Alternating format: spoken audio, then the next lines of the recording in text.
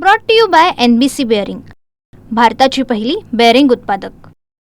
खरं तर सर्व महिला पदाधिकारी या शहराच्या होत्या आणि काही पश्चिम मध्यम मतदारसंघाच्या, काही मध्य मतदारसंघाच्या, काही पूर्व मतदारसंघाच्या आणि खऱ्या अर्थानं महिलांची मागणी जी होती की बाबा जिथे जिथं महिला कार्यकर्ते ते महिलांना संधी द्या, अशा वेगवेगळ्या आणि हा निवडणुकीचा दर आहे। यावेळेस पक्ष सगळ्यांनाच एकाच वेळेस संधी देऊ शकत नाही आणि त्यामुळे साहजिकच आहे वर्षानुवर्ष काम करणारा कार्यकर्ता, समर्पित कर्मठ असलेला कार्यकर्ता, प्रामाणिक असलेला कार्यकर्ता पक्षाच्या भरोश्यावर बसतो।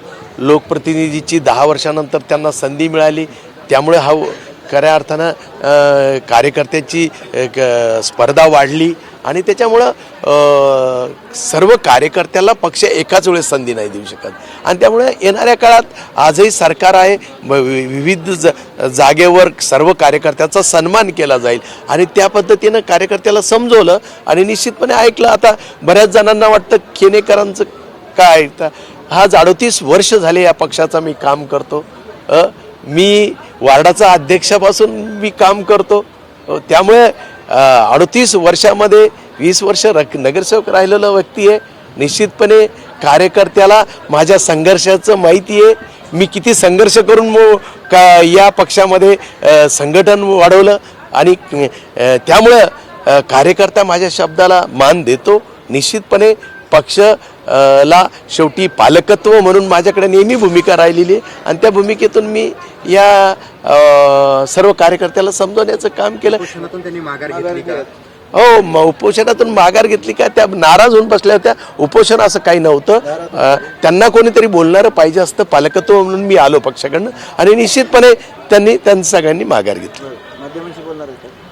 नाही, माध्यमाशी ते कोणीच बोलणार नाही, कारण त्यांचा राग निवळला। बरं, त्यांना तुम्ही काय असं दिलंय की त्यांनी तुमचं ऐकलंय? काय आश्वासन दिलंय? तुम्ही स्वीकृत नगरसेवक पद दिलंय, कोणतं महामंडळ न्यायचं म्हणताय की नेमकं काय? हे बघा, संघटनेमध्ये पक्षाच्या कार्यकर्त्याला काय देण्यापेक्षा त्याच्याशी संवाद करणे, त्याला उभारी देणे आणि एक आत्मविश्वास देणे। येणाऱ्या काळात सरकार आहे, सरकारामध्ये त्यांना वेगवेगळ्या ठिकाणी सन्मानित केलं जाईल, या सगळ्या चर्चा केल्या मी आणि माझ्या शब्दाला आजही तेवढाच मान आहे, कारण संघर्षाचा एक नेता म्हणून माझ्याकडे ते सगळे पाहतात।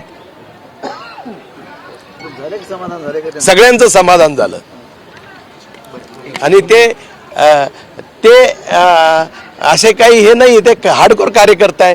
तुम्हाला वाटेल ते मीडियाशी बोलतील, काय बोलतील, ते कामाला लागणारे कार्यकर्ता आहे। जसं 2014ला माझ्यावर उघडलं, मी कामाला लागलो तेवढ्याच 100 पट गतीने आणि कार्यकर्ते कमळ परत निवडून आणणार।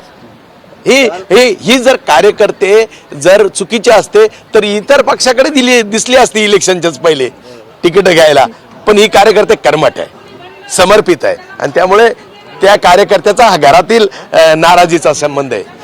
धन्यवाद।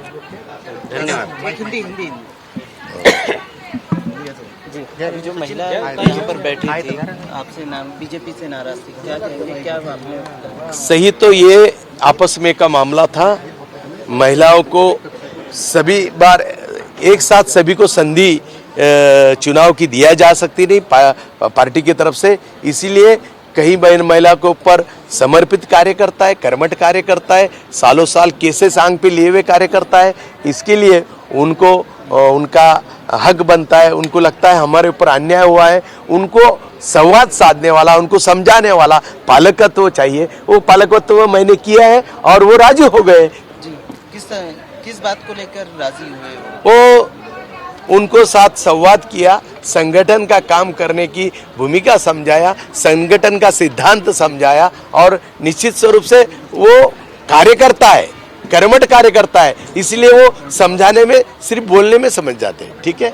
Brought to you by NBC bearing, भारताची पहिली बेअरिंग उत्पादक।